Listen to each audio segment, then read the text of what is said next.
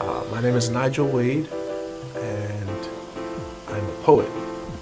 And yeah, that's pretty much all of my bio. I'll spare you the long, detailed story of my life or anything. Just know that I write poetry because it's therapeutic. It's my position in BrOKen Genius is a spoken word artist. And so in my interpretation, the spoken word artist is just someone who is sharing a therapy session. So whatever they're talking about, they're just sharing it with people and not in front of a podium, and it's memorized so they can change it as they see fit. And yeah, that's pretty much the whole awesome part about being a spoken word artist, is that you can be as animated as you want. And I get really, really animated when I perform because it's just something about, I don't know, it's not so much the attention, but just the freedom. It's like, these are my words, and I get to be as creative and as, as lively as I want. And it's always nice to write with no real ulterior motive.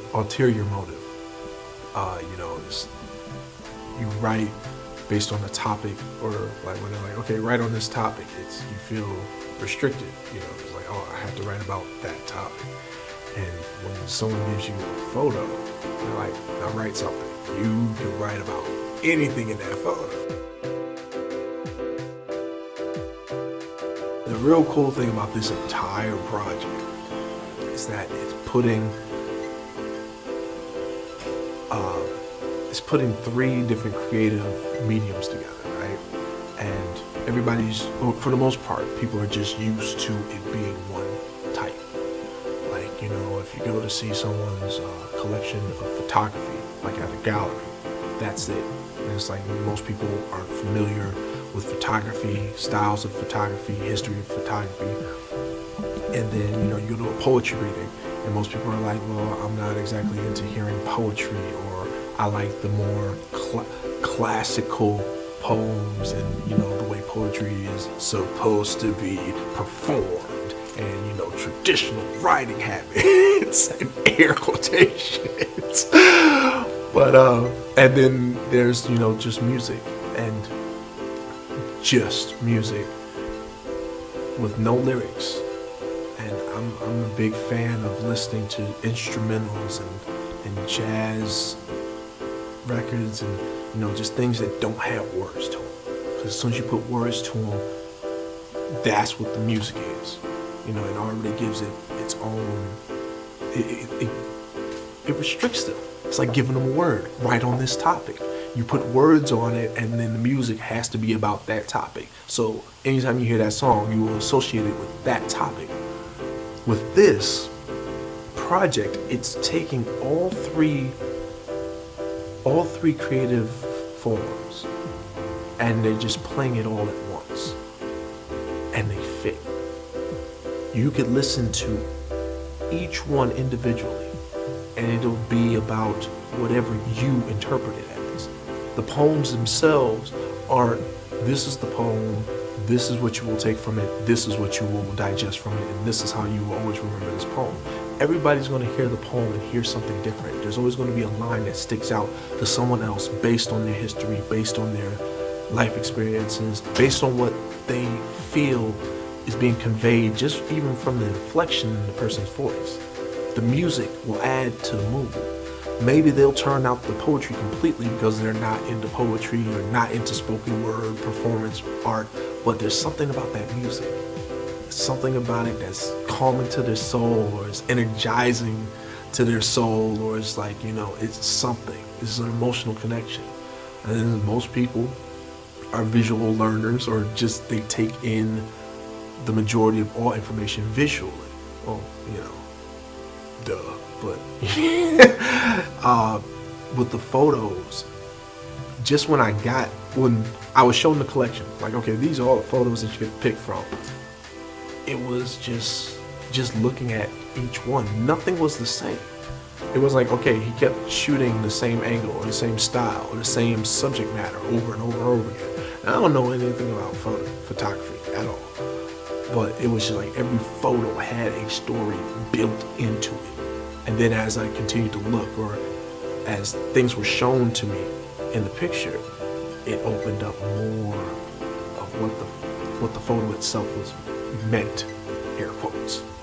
So this project is taking all three of these environments and putting them all together at once, and it's all fitting. It's not colliding. One's not overpowering the other, and I think that is major. And so I just want to see what it looks like at the end, because we got this amazing theater, we got these amazing minds, this awesome group of just creatives, and it's like, hey, we're going to try to put this show on. And it's not really a show, it's more of like a display. It's not really a display, it's more of like a concert. And it's not really a concert, it's just an event. It's not even an event, it's just a moment. And we're going to invite people to be part of this moment. See what happens. Like, yes, why not? I'm not doing anything with my life anyway.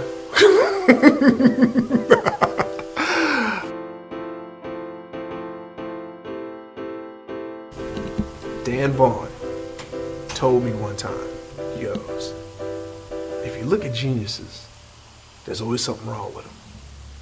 Like, they'll have, like, Madonna, Michael Jackson. There's something wrong with them. But in their field, in their ability to create, they're geniuses. I can't wait to see what's wrong with you. I thought that was awesome. So it's, to me, a broken genius, that's how you determine whether somebody's a genius or not. There's something wrong with them. You can't be of a certain brilliance and be, well, I'll just say it. It's like you can't be a certain brilliance and be socially accepted. There's always going to be some corner. Oh no, I don't even say some corner. Usually it's a large portion of the population that admire your genius, admire your art, your craft, your creativity. But they're like, but if you could just change that part about you, it'd be alright. Now mind you, I'll say certain, legal and ethical questioning aside and all that other stuff with the saying of Michael Jackson and Madonna, certain ethic, what's ethical and things like that. But aside from the social stereotypes and stigmatisms and phobias and what have you that play other geniuses, like, let's see, who else can I play out offhand? Because see, this is where my exposure to other artists is lacking. I want to name a painter. I want to name, a photographer. I want to name, someone outside of music or entertainment. And I'm limited because, I haven't really explored that. But I'm sure that any genius will likely have some type of characteristic or background where you're like, I don't know, if that you didn't do that or act like that or dress like that, you'd probably be onto something there. I mean, you're fantastic, but if you could just stop that, you'd be excellent. So, yeah, so that's what a broken genius means to me, I guess. Okay, social media, I'm on Facebook as Nigel Wade. Not as, but Nigel Wade. My Twitter handle is New York Nye. That's new _York _Nye, N-I. Yes, I'm difficult.